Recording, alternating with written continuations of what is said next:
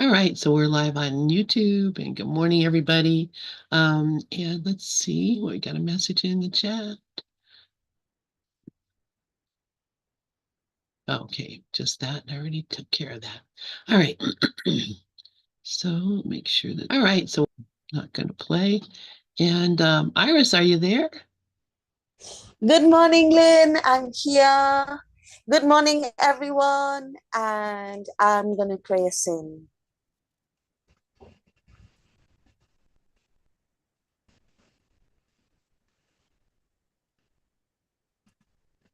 I am here only to be truly helpful. I am here to represent Him who sent me. I do not have to worry about what to say or what to do because He who sent me will direct me. I am content to be wherever He wishes, knowing He goes there with me. I will be healed as I let Him teach me to heal. Amen. Amen. Thank you, Iris. And I'm trying to look for where we were last week. Do you recall? I know you Yeah, have it in Lynn. your book. Yeah, I forgot to put a star next to it, but I do remember I do remember looking at the words God is inevitable and thinking, wow. So we're on paragraph 10, chapter 4, section 1, right teaching and right learning, and we are on paragraph 10. All right. Well, we will get there.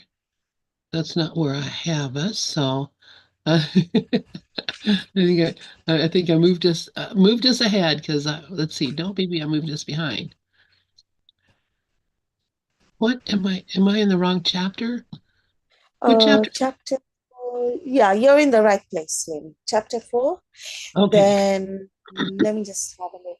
And it's section 1. Oh, okay. Wow, Yeah, we're still there. we're still there. Well, I guess we need some right teaching and right learning. I guess so. We're still All there. right. Like I don't mind because the thing is that it's kind of like even if I went through it really fast or really slow, um I still kind of don't get it. And then I have to read it like a million times and then maybe like I'll get it. And I find that like with a lot of the paragraphs, I have to go through it over and over. Uh, and I just read the same thing over and over again. And I can do that for a whole year, just the same thing over and over. Yep. So, That has been my experience as well, Iris. And I think a lot of people, I cannot even imagine just reading this and then reading it from front to back and then leaving, because I could spend a year on any paragraph just because it's all just so, it's not something that is intuitively, it makes sense, but it's not something that I can see in every aspect of my life. And I really think what mm, happens is that as it becomes more and more ingrained into us, and the only way you can ingrain it really is by practicing it. It's like anything else. So reading this over and over, I did that for sections of chapter 5. For months, I just read the same section over and over and over again, because every time I read it was like, did I see this before? This doesn't, that's why they say it's a holographic course, because it's changes every day. It changes every time you change your mind. It changes, and it does seem like that wasn't there before. But of course, it's the book has not, morphed. It's still this it's still saying the same. I'm just hearing it differently. So anyhow, yay. All right. Well, who would like to read paragraph 10 then? Get my participant list up so I can see. It's okay. Hi, Karen. Hi, everybody. I just want to say the reason it seems like it's holographic is that the filters that are blocking it over here are being removed. So I see things deeper and clearer. And you're really looking at the same thing, except that you couldn't hear it before. And now it's clearer. It's like the lights are being turned on slowly, and all of a sudden you see more in the room. Paragraph 10. The ego is afraid of the spirit's joy because once you have experienced it, you will withdraw all protection from the ego and become totally without investment in fear. Your investment is great now because fear is a witness to the separation. And your ego rejoices when you witness to it. Leave it behind! Exclamation point. Leave it behind. Let go. Do not listen to it and do not preserve it. Listen only to God, who is incapable of deception, as is the spirit he created. Release yourself and release others. Do not present a false and unworthy picture of yourself to others. Do not accept such a picture of them yourself. Yeah, I was talking about filters before I started, and now the filter is just uh, fear and kind of flypaper concepts. You know, I should do this. I would look this way. I would look that way. There is no looking. You have eyes that don't see. You have ears that don't hear, and a brain that doesn't think. And you think that you're doing something, and those are the filters. Those are the filters. Our own belief system. I was looking at the first 5 lessons, and I always talk about 1 and 2 and 5. And I don't ever really look at 3 and 4. I just want to mention 3 is I do not understand anything I see. That's why when you first start this, everything looks like you're looking at words on a page. And then all of a sudden your mind starts to see light. It's not looking at words anymore.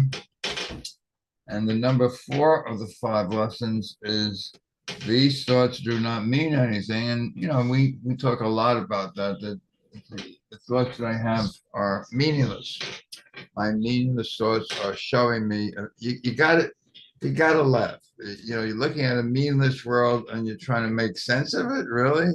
Well, of course, only the ego tries to make sense of nonsense.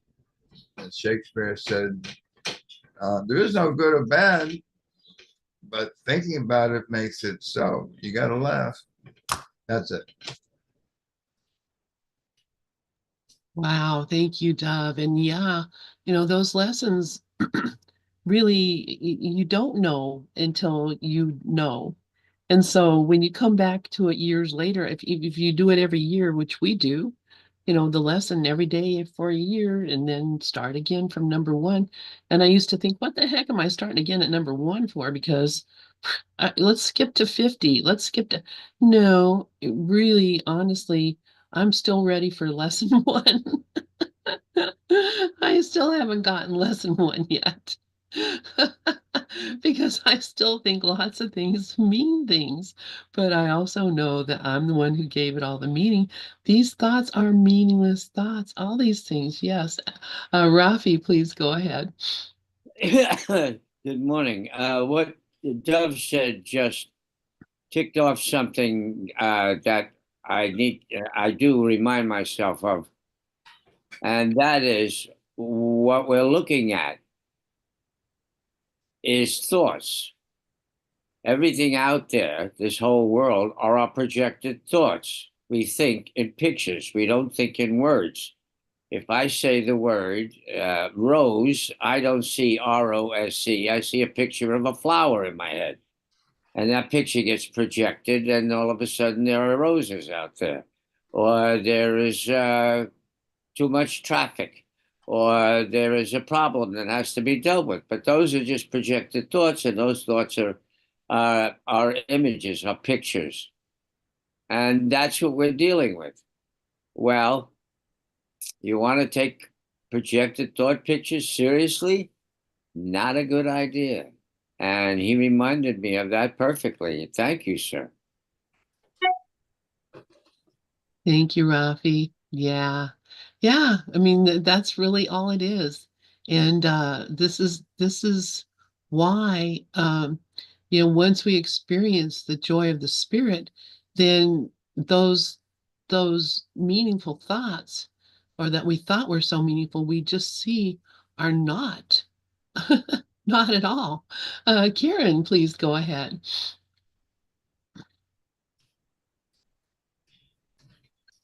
Good And morning. before Karen starts speaking, I want to let everybody know Karen now has her own YouTube channel, and I'm very excited about it. Anyway, go ahead, dear.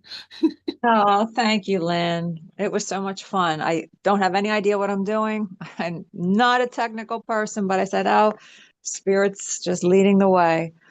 Yeah, I just love this paragraph, and I love what Rafi and Dove both shared, and I love the way Dove read it. The way he read it. Can I just read it again? Because to me, this is like almost like a pep talk or something. It's like really just really felt everything when he was reading it. I think it's definitely worth reading out loud. Absolutely, please do.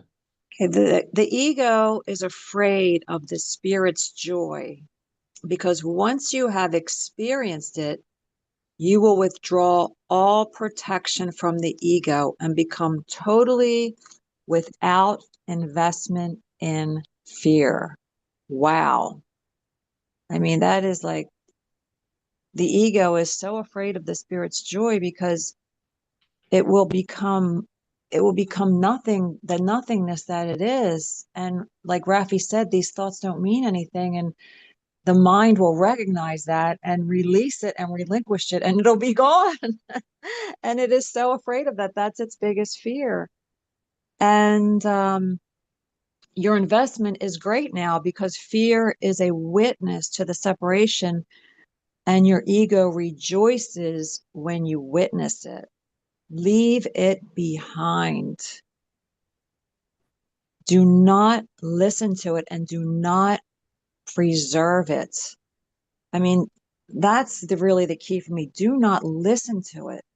I mean, it still speaks first most of the time for me, and I do not listen to it, meaning I do not believe it anymore.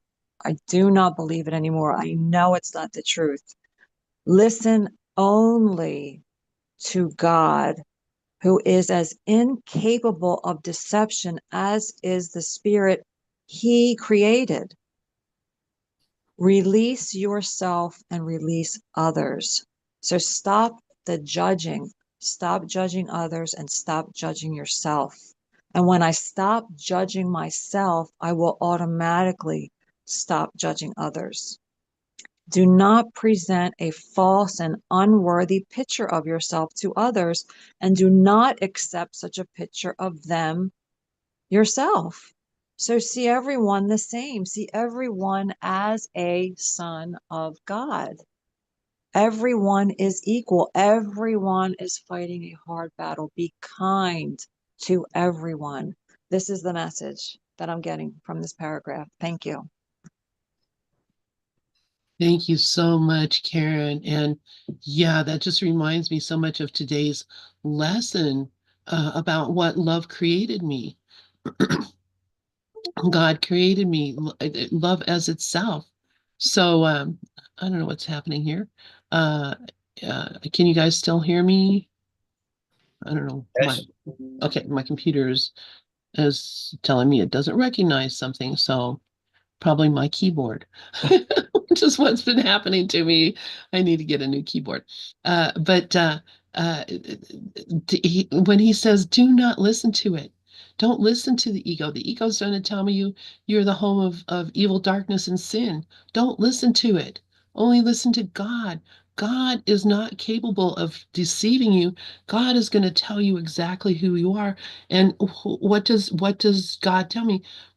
I made you kind. I made you loving. I made you good. I made you uh, affectionate, sweet, joyful. I made you all these things. This is what you are. So, of course, the ego is going to get upset and say, well, no, you can't be that. You're not worthy. God is mistaken. He really doesn't know what he's talking about.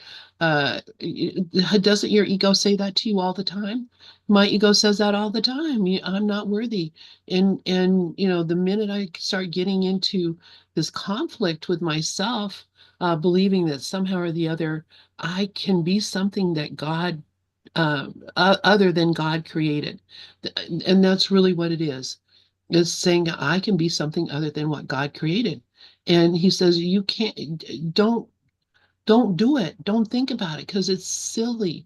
It's because the ego is afraid.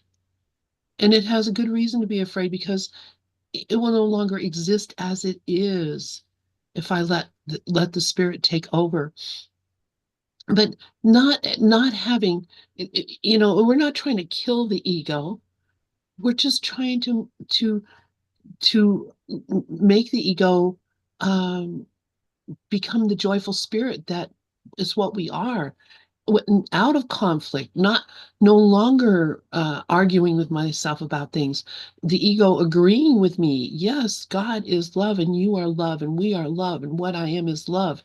When the ego could come to agree with that, which is really what we're doing, is teaching the ego to be what everything is, which is God's love, and not to be a contrarian. Once that the ego begins to realize that love is what I am, and it is love also. God is but love, and therefore so am I. What do you think that means? Does that mean, except for the ego is not, but God is but love, and so therefore so am I, except for this part of me that I cherish and listen to all the time? No, you can't accept the ego. It's got to become a part of the atonement, the correction, and recognize that's what it is too, because the the ego is just as much love as God is. How could it be different? But it can believe that it's something else, and that belief is the only thing that needs to shift. Let's see. Rafi has his hand up, and then Iris.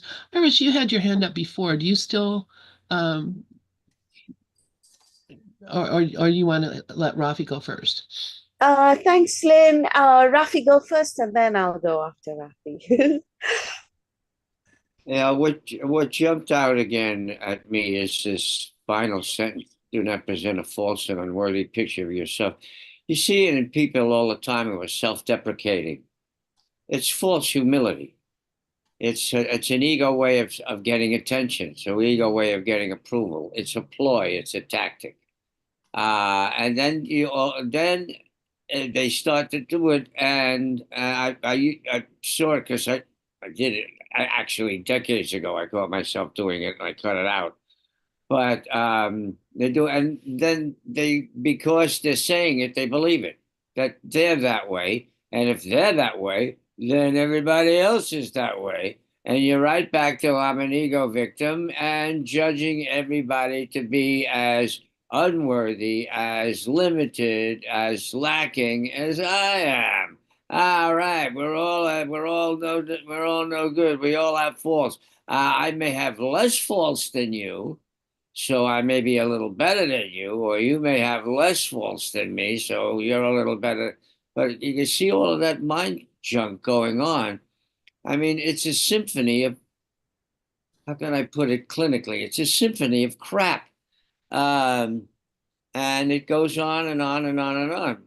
Stand back and watch it and don't take part in it, don't identify with it, and of course it can't grab you anymore.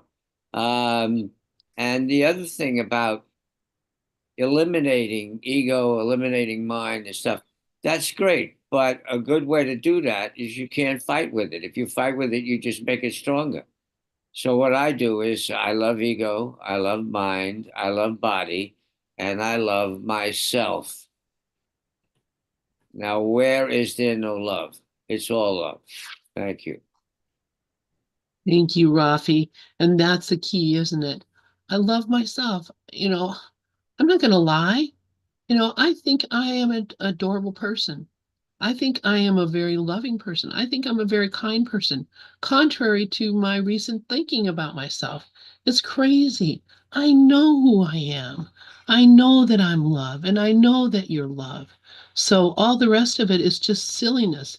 It really is false and unworthy, and absolutely it does me no good. Iris, please go ahead. Yeah, 100% Lynn, Rafi, it's true, like I was just had the idea, like I just remembered when Rafi was sharing earlier about the thought images that are being projected. And like I remember some long while back when I was looking at those teachings of non-duality, like the Eastern teachings, and I remember today like that when I do something like, oh, that thing is like this, or those people are like that, or this situation should be this way, or it is this way. Like it's kind of like what I'm doing is, however I'll see it, what I want to see, I will see it. Like it's because I want to see that. And it says that in the course somewhere, like where what I want to see, I will see. And when I no longer want to see it, it will disappear. And like, so it's me who's giving the meaning, just like lesson 2. Like, and if I was not completely aware, which happens all the time, then I'm gonna like just be unconscious, and I'm gonna believe what it is I'm seeing is out there, and I'm going to believe my own idea about it, without even questioning it. Like, because it would not occur to me to question that. But in when we are quiet sometimes, like I find with me, like, and I realize I start putting 2 and 2 together, and I'm like, oh, I made that up. Like, I mean, I believe that. And can I see this another way? Like there is another way of looking at this world, and I can see peace instead of this. But so it comes from me. And like somehow it's like this, it makes sense. Like, and then when I change my mind about it, then I'll see something different, like and and the other point was like that like when they say like this course is mind training, and I completely forget about that. Like, and it's the attention, like I know that happens with me a lot, like especially when I'm doing things, and like especially at work, like I'll get so many things coming in at once, and then I get overwhelmed. But it's because my mind is not strong, like the like the attention goes everywhere, and I have to learn to like focus my attention. And in the same way Jesus says, like I am much too tolerant of mind wandering. That's what he's talking about. Like when the attention is all over the place, it's not trained properly, you know, like, and so when these thoughts come in, then we'll believe it. But it's there. There's something there, like to notice the mind, what it's doing. And the last point is that I'm not the mind, and I can be kind to the mind. Like I can be kind, and like there's somewhere I heard like train it like a little puppy. You know, the mind is like a little puppy, and we train it.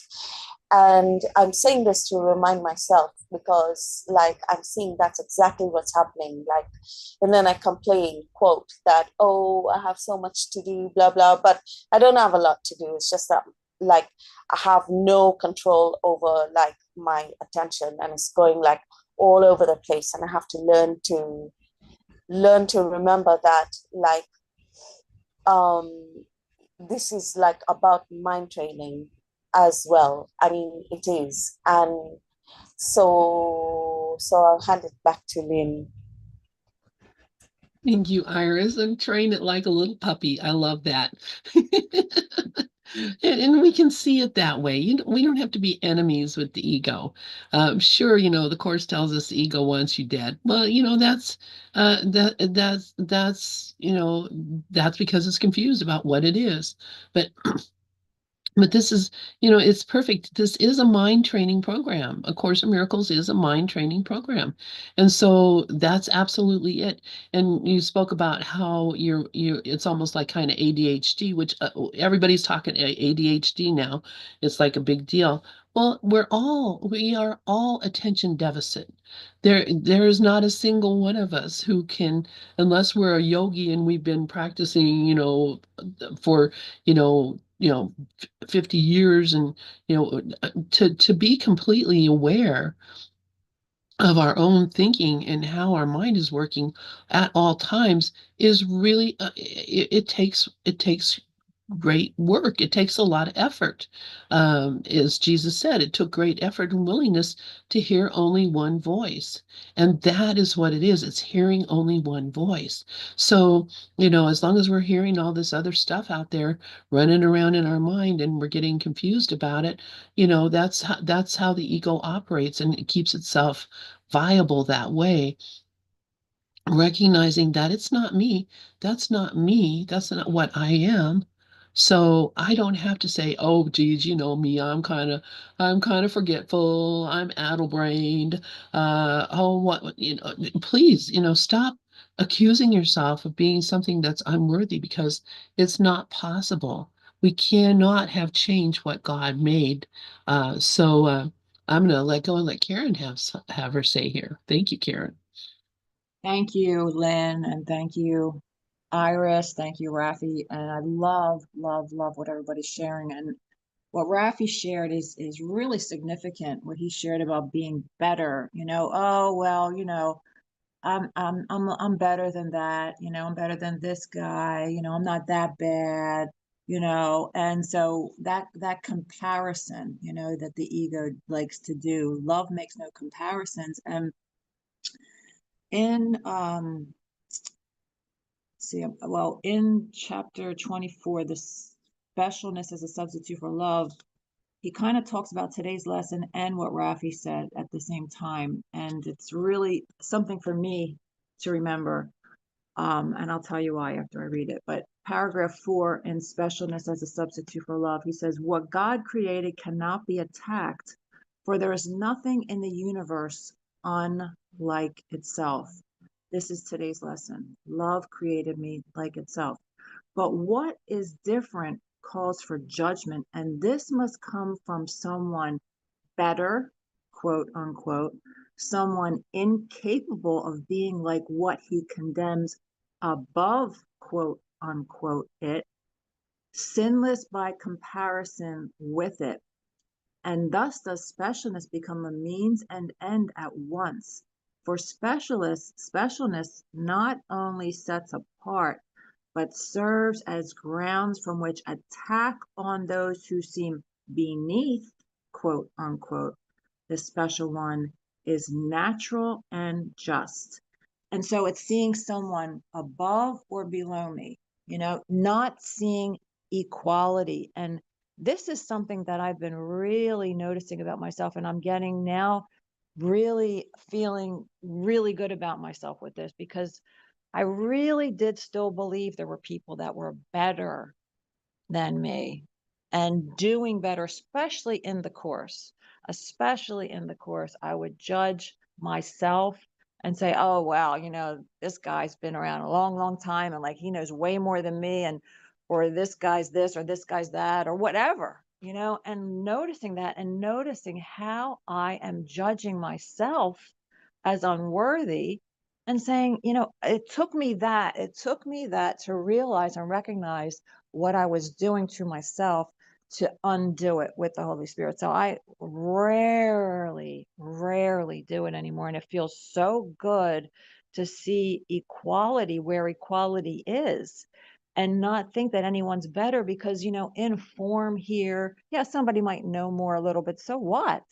We're all basically the same. We're just on different ladder, part of the ladder, or different levels, or whatever you want to call it. But this was a significant lesson for me because I was still believing in it until pretty recently, actually, and even knowing the truth, I still wasn't 100% believing it. So thank you all for sharing. And it really helped me with that.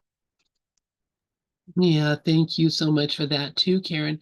And yes, and actually, I can testify to that. Having known you even only as long as I have, the shift that I see in your own estimation of your own self-worth, your own confidence in yourself, and knowing that, you are what you really are. To the point where you're saying, I'm going to have my own YouTube channel. Would that, Karen, 2 years ago, have even imagined that? This is huge, huge, huge to me. And not because I think everybody should, join, get up and go do their own YouTube channels, but because it it when we're able to willing and able to share without being embarrassed or ashamed of ourselves, or think that we are unworthy, that this is all God's asking of us. Give yourself wholly and without your own judgment, because I judge you as being holy.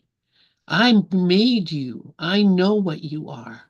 And that's why we do what we do here, because everybody has a chance to say what it is that they see. Because when you say what you can see, and everybody accepts and loves that, you begin to see how valid the Holy Spirit's voice in your mind really is, and how it really is working. I love that. Yeah, Karen, please go ahead. Absolutely, Lynn. I agree 100. And thank you for what you just shared. And thank you for noticing that. And I'm giving a lot of the credit to ACIM Gather and Dove and you, because I never would have gotten a YouTube channel if I didn't feel the confidence from teaching on Gather at all, ever. So I had that has a lot to do with it. And it has a lot to do with the Holy Spirit. There's a difference between getting a YouTube channel for ego and getting a YouTube channel for Holy Spirit. I only want to be truly helpful, and the reason I'm getting a YouTube channel is definitely spirit guided, because Karen ego would never do that. So it is exactly what you said, and it is learning to listen to one voice. And what you shared earlier, it's from chapter 5, section 2, because when I first started coming to the course, I loved that, and I never forgot that part in the chorus where I never forgot the words. He says that if you want to be, no, he says, it is possible even in this world to listen to one voice.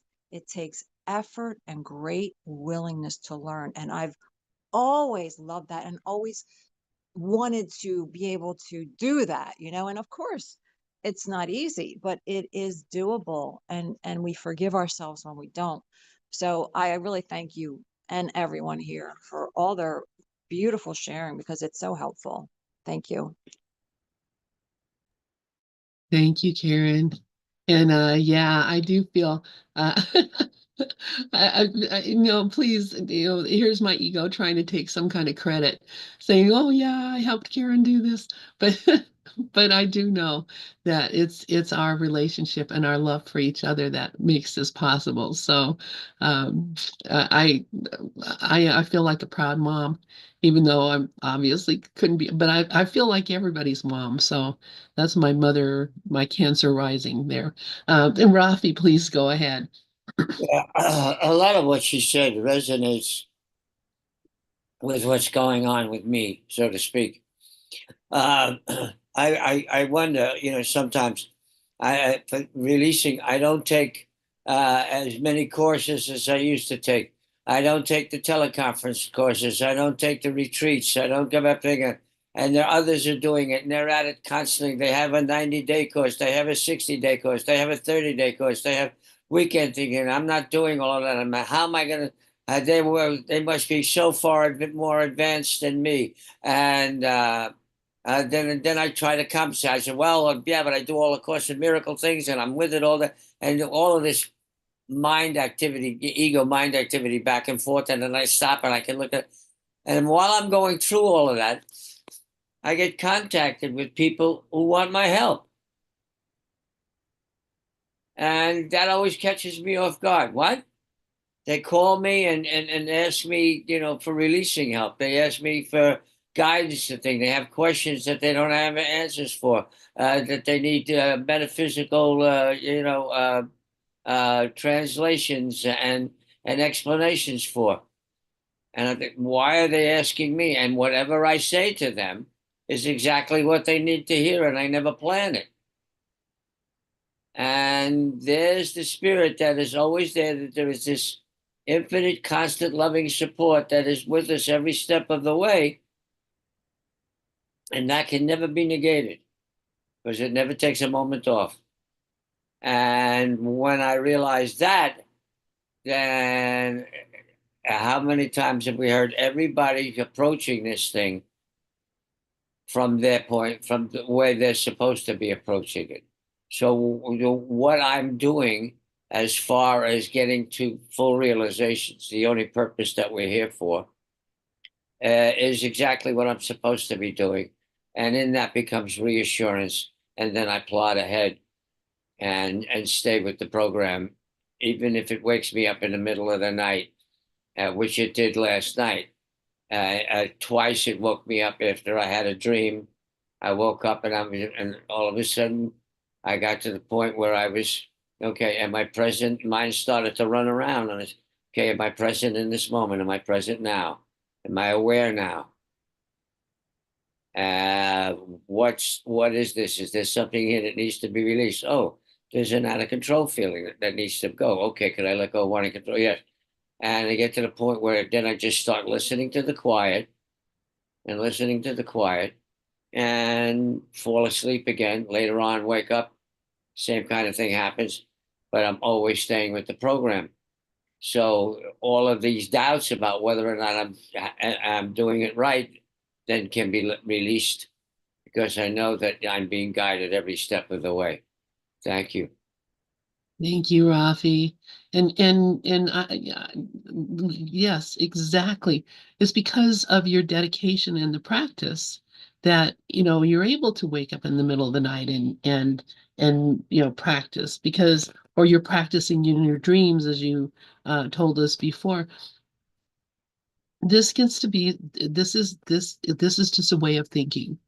It just shifts the way of thinking and changes your mind. So, how beautiful all this is. And thank you, anyone who shared. If anyone has anything more on this paragraph, Well, uh, there's four words here that jump right off the page, and it says, "Listen only to God."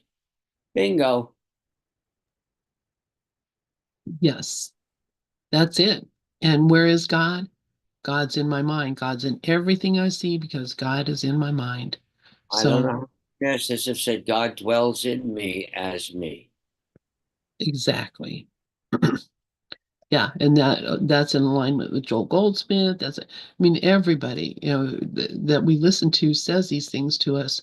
Now's the time for us to remember that this is true, and I'm so grateful for that. Grateful for everybody. Um, so let's look at paragraph 11. We're moving up a paragraph, Iris. Who would like to read paragraph 11? All right, Iris, please go ahead. Thank you, Lynn. Paragraph 11.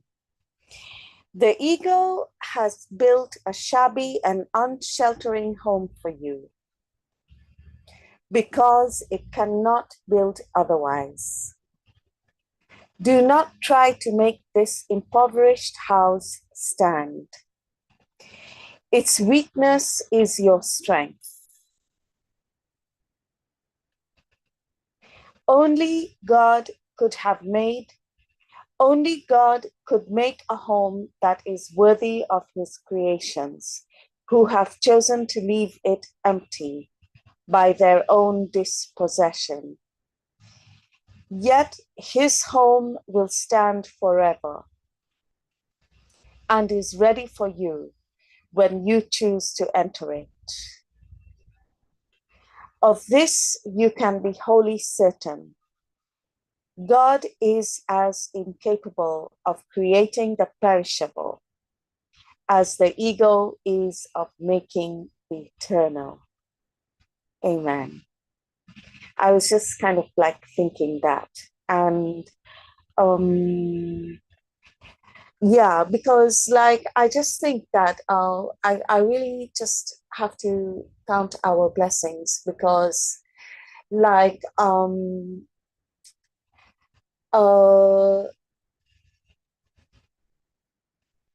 was just thinking that I mean this week I was seeing, because just like these teachings, like any teachings that are true, they take ages to land, literally. I mean, speaking for me, like they take really long.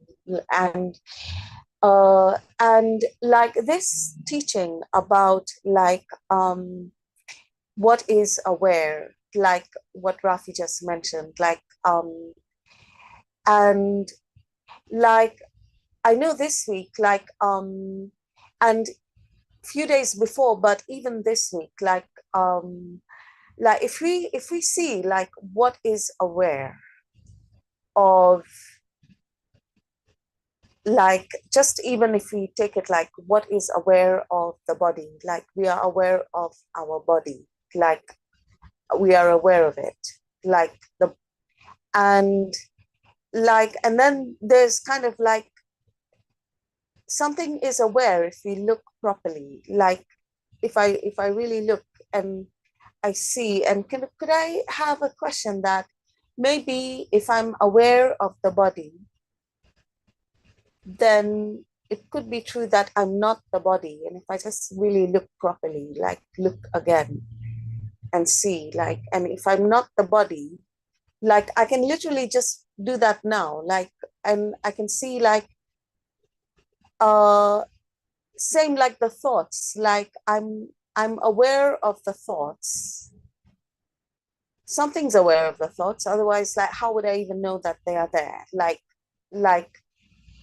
and and like and then like it's the attention going back into like whatever is aware, what is that, like, and that's really interesting. And I notice when I do that I feel kind of chilled, like I feel like I'm relaxing, like somehow it's very relaxing. And but like, and it's exactly, this paragraph reminds me of that, because like the first line is a shabby substitute, and that is so true. Like it's so shabby, like I mean even things like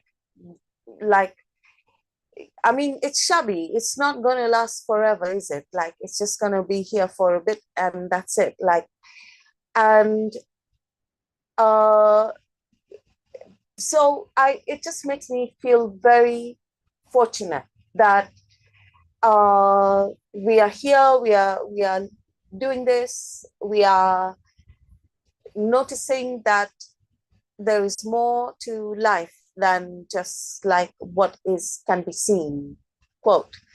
And like I really find that something to be very grateful for, because like I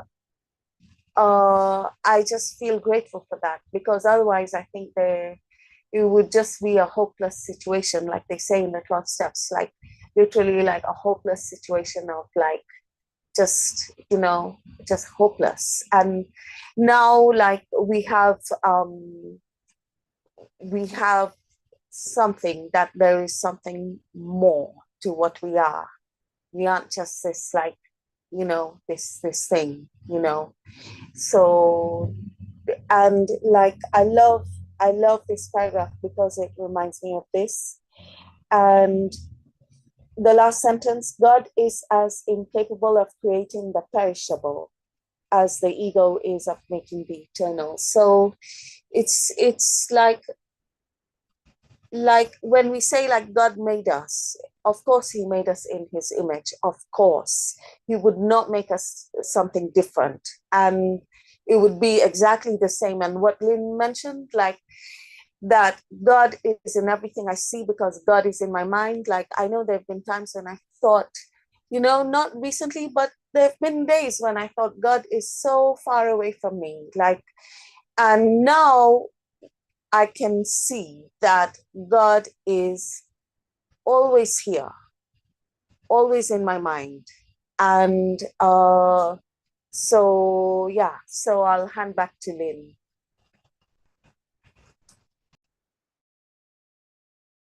Thank you so much, Iris. And yes, I mean, it's such a great comparison that he makes here. And, just realizing that, what I am, is not affected by the shabby substitute. I've seen that myself because while my body seems to be having all these different illnesses and this, that, and the other seems to be happening. I gain weight, I lose weight, I feel sick sometimes, I feel well sometimes, I'm happy sometimes, I'm upset sometimes, all of that kind of stuff. It has nothing to do with me. Me personally, I'm not sitting here going, oh no, I'm sick again. I'm just like, well, there it is, that's falling apart again. But, but, but it has nothing to do with me. I'm just as happy. I still come in here every day. I still want to share with people. I still want to read this and study and feel the love of my companions. Uh, Nothing is changing that, and I think that's going to be till the day I die. Unless I get dementia or something, which could happen. It's happened to lots of good folks that the body just went to the place where the mind just went away, or the mind went into another mental dimension or something. But the reality of it is it can't change what I am, and it cannot take away the peace that I am. So thank you, Iris, for that. Anybody else have any comment on this sentence or this paragraph? I don't think shabby is a word we use very much these days, but in the 60s, it was probably a big part of the lexicon. So, but I like the use of it, shabby. I, Shabby chic. Go ahead. no, I said I love using shabby. Yeah, it's a good word. It's a good word. Doesn't mean that it's bad. It's just not as good as it could be. Jesus says you, you appointed a shabby substitute. Yeah, Yeah. yeah, yeah. It's not worthy. The world is not worthy. This world is not a worthy home for me. It's not a bad home. there's nothing wrong with it, but it isn't the palace that I was born into, you know. So, all right. Let's see, what do we got going on here? It's, Um, it's actually a mirage. yeah, Leave the desert. I heard you and Bruce talking about leaving the desert, and and Bruce was talking about the metaphor that Ken uses. He says you think you're sitting in a sandbox, and there is no sandbox. The desert is a large sandbox, and Jesus says in the course, if you find yourself in a desert, leave. yep.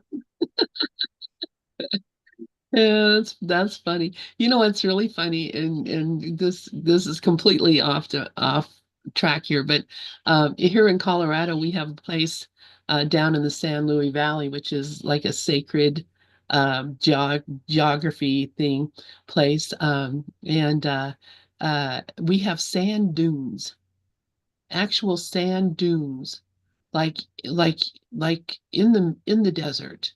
Um, and it's completely uh, natural formation in the middle of this valley, in the middle of the mountains, the Great Sand Dunes. If you ever got to see it, I think you'd be amazed. People are amazed. What in the hell are these sand dunes doing in the middle of the Rocky Mountains? But it comes from old geology. So uh, leave the sand dune. All right, let's look at paragraph 12. Might as well get started on that one. Oh, this is really a good one. Who would like to read paragraph 12? Get it on the screen right. I'll take it. Okay, good. Before I start, something just hit me again. When you said about the sand. Lester used to say, "We're all looking for the truth of what we really." Rafi, move closer to your mic. Okay, we're all looking close. We're all looking for the truth of what we really are. Only we're looking for it in this world that we created, and of course, it isn't there, because the world we created is a mirage, as Dove just mentioned, and you can't get anything satisfactory out of a mirage. Nothing can. What's happening to me, the perfect example of that is, I always used to have money problems. Now money is pouring into me, and I need it, I want it, I got it. I don't know how am I going to get it. All of this stuff, and I just kept releasing and releasing and releasing and releasing. And then when I got to the point where I was totally hootless about it, then all of a sudden it started to flood in, and it just keeps on flooding, and my network keeps increasing over and over. And I have more, and now it doesn't mean a damn thing. All of a sudden, all this money that I never had before, now I have tons of it, and more of it keeps coming, and I'm not doing anything to get it. Now it's meaningless. And there's a perfect example of it. You can't get anything satisfactory out of a mirage. It's great to have it. The abundance, I'm in touch, I'm in harmony with the abundance. That's reality. But my focus is, how am I going to wake up from this dream? Okay. Of your ego, you can do nothing to save yourself or others. But of your spirit, you can do everything for the salvation of both. Hello. Humility is a lesson for the ego, not for the spirit. Spirit is beyond humility because it recognizes its radiance and gladly sheds its lights everywhere. The meek shall inherit the earth because their egos are humble, and this gives them truer perception. That's what Jesus meant when he said the last will be first and the first will be last. The kingdom of heaven is the Spirit's right, whose beauty and dignity are far beyond doubt, beyond perception, and stand forever as the mark of the love of God for his creations, who are wholly worthy of him and only of him. Nothing else is sufficiently worthy to be a gift for a creation of God himself. Beautifully, beautifully said.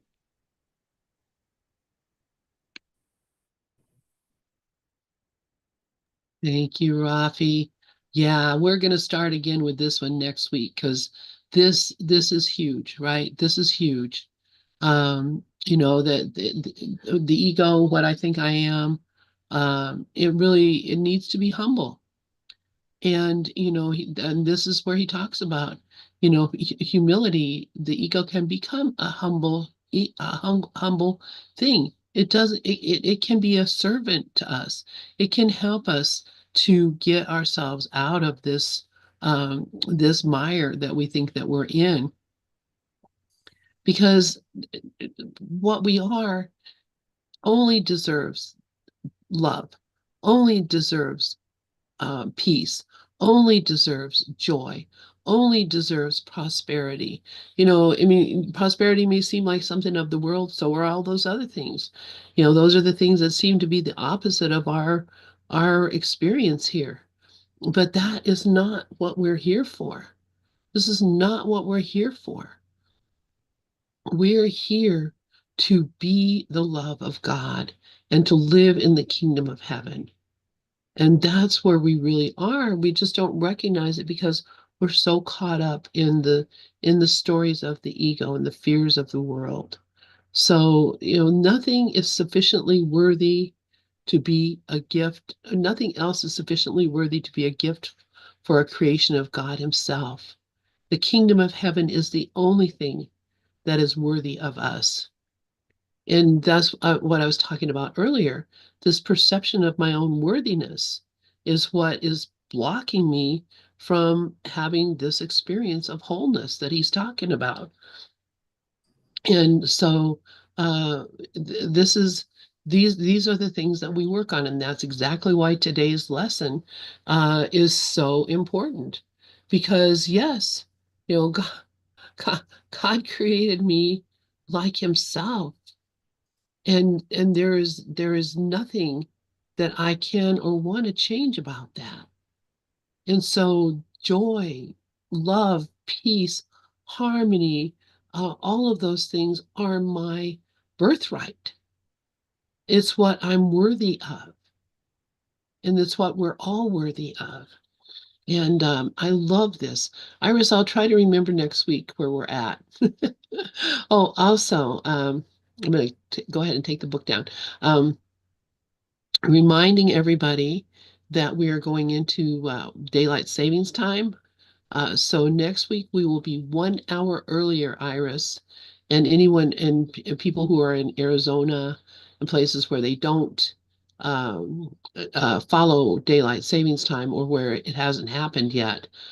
So I'm not sure when you guys do it in the UK, Iris, but next week, today is when we do it here in the America. So next week, 1 hour earlier, 1 hour less of sleep. Does anybody have anything they'd like to share before we close out? Just about what you said about the kingdom of God. The more we focus on our purpose, which is seek ye first the kingdom of heaven within, the more everything else supplementarily gets better. Health, wealth, relationships, all of that, all of those is supplemental because the focus is on the truth, on finding, rediscovering the truth. And when I discovered that several years ago, it made everything simpler and better. And what you said just echoed that perfectly. Thank you. Thank you, Rafi. I bless you so much. Iris, please go ahead. Thank you, Lynn. And thank you for letting me know about the time change because I was completely clueless. And and I have no idea when the time is going to change here in the UK. I think maybe it's the last weekend in March, which I'll have to Google. But I just wanted to just remind myself about lesson 47, which is one of those lessons that I've read daily, daily, daily. It's really my one of my most favorite lessons.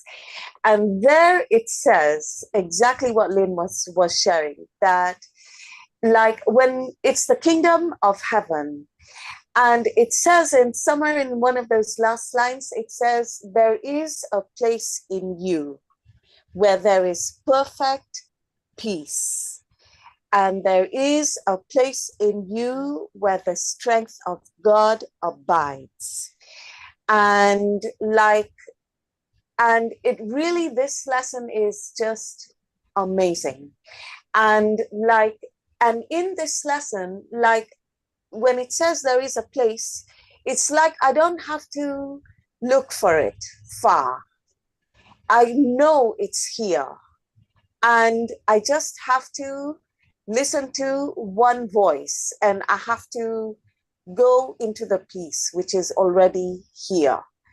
And I just really wanted to share my happiness about that, because that lesson is truly amazing. And I'll hand back to Lynn. It is. That lesson is the bomb. And as Karen pointed out, something that's in that lesson, trust would settle every problem now. That's it. Trust would settle every problem now. Yeah, go ahead, Karen. Actually, no, that's not in that lesson, but what Iris shared is in that lesson Oh, 47. okay. Okay. Yeah, because I love that too, Iris. There is a place in you where there is perfect peace.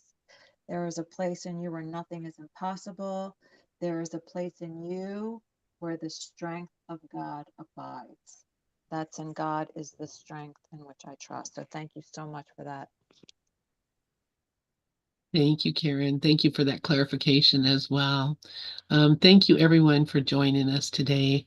I'm so very grateful for everyone who joins in, even if you don't speak up. I know you're here and joining us in love, and folks that are listening on the YouTube or on the radio. Thank you for your kind attention. I know how much. There are a lot of other programs out there, and there's a lot of lots of people doing podcasts, et cetera, et cetera. And I think that that's wonderful. I love that. For me, the beauty is that we come together and everyone shares, and so we get to hear the voice of the Christ from all directions. And I appreciate it so much, and I love you guys so much. Thank you, thank you, thank you. Have a great Saturday, and we'll meet again, no matter when, no matter Welcome back when. again. What's that? Yeah, I'll come back.